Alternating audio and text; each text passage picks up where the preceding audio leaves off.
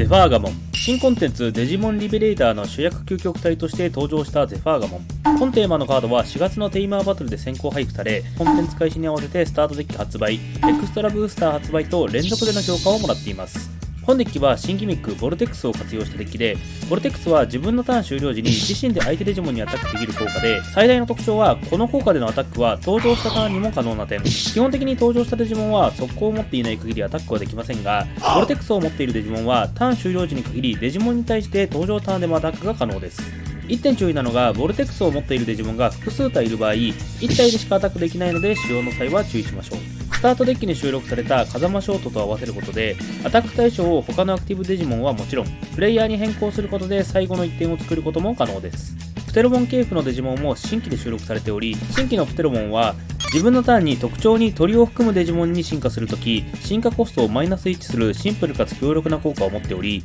進化元効果はお互いのターン、バトルで相手デジモンを消滅させたとき、メモリーをプラス1します。ゲイルモンは緑のレベル3デジモンから2コストで進化できるレベル4デジモンで、進化時に自分のテイマーが1体以下であれば手札の風間ショートをノーコストで登場可能です。進化の効果はプテロモンと同じく、お互いのターン、バトルで相手デジモンを消滅させたとき、メモリーをプラス1します。プテロモン、ゲイルモンの進化元効果は、スタートデッキ収録のものは自分のターン DP プラス2000、エクストラブースター収録のものはメモリープラスと統一されていますので、基本的にはスタートデッキエクストラブースター1枚ずつを進化元に置きたいところです。昨今の環境は一時期の DP 大正義の環境ではなくなりましたが、マグナモン X のような大型デジモンはまだまだ活躍中です。状況に合わせて進化をコントロールしていきましょう。グランゲイルモンは緑のレベル4から3コストで進化できるレベル5デジモンで、ボルテックスを持っていることと、進化時にデジモン1体をレストでき、この効果で自分のデジモンをレストした場合、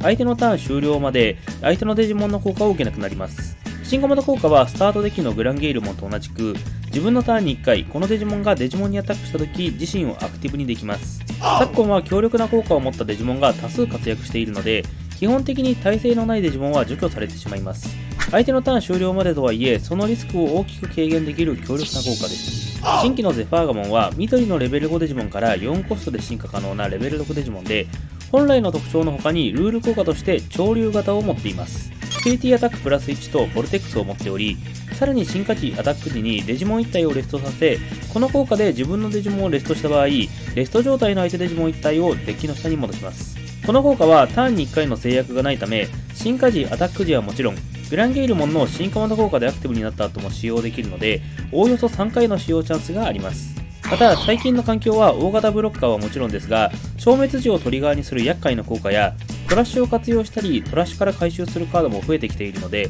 デッキの下に起こることができるのも環境にマッチしています。進化コストが4コストとやや重めですが、トレーニングやスクランブルはもちろん、新規で収録されたボルテックスレゾナンスを使用することで、進化コストを軽減して進化が可能です。ボルテックスレゾナンスは緑、黄、紫のデジカ初の3色オプションで、特徴にリベレーターを持つデジモンかテイマーがいれば色条件を無視して使用可能です。その効果は自分のデッキの上から3枚をオープンし、その中の特徴にリベレーターを持つカード1枚を手札に加え、残りはデッキの下に戻します。その後、自分のデジモン1体を手札のデジモンに進化コストマイナス4で進化ができます。セキュリティ効果は自分の手札かトラッシュから特徴にリベレーターを持つ登場コスト4以下のカード1枚をノーコストで登場でき、その後このカードを手札に加えます。進化させるカードに特徴などの指定がないのと、サーチと進化コスト軽減が1枚になっている便利カードです。現状では優先して採用するカードではないですが、今後4コストの進化のカードが増えるほど活躍の機会が増えていきそうです。黒もスタートデッキに続き風間ショートも新規で収録されており、新規の風間ショートは緑の3コストテイマーで、その効果は自分のメインフェーズ開始時に相手のデジモンがいればメモリープラス1という汎用的な効果と、自分のターン終了時このテイマーをレストすることで相手ターン終了まで自分のデジモン1体に貫通とブロッカーを付与し、そのデジモンが特徴にボルテックスウォリアーを持つならアクティブにします。ボルテックスを持つデジモンと併用することが主な運用となりますが、自分のターン終了時にこのカードとボルテックスは同時誘発となりますので、風間ショートから解決しアクティブにしてからボルテックスでアタックすることや、その逆の処理も可能なので状況に合わせて使い分けましょう。またブロッカーと貫通を付与するデジモンに特徴の指定はないため、マザーデリーパーを大型ブロッカーにして運用するコントロールデッキも増加する可能性があります。基本的な戦術は新規ゼファーガモンへの進化を目指しながら、新規の風間ショートの展開を優先して行っていきます。現在の環境はヌメオッコやハイブリ系などアグロ寄りのデッキが多いため、場合によっては場持ちの良いスタートデッキゼファーガモンをメインに戦っていきます。理想は新規ゼファーガモンの効果と風間ショートのアクティブ効果を生かした盤面除去ですが、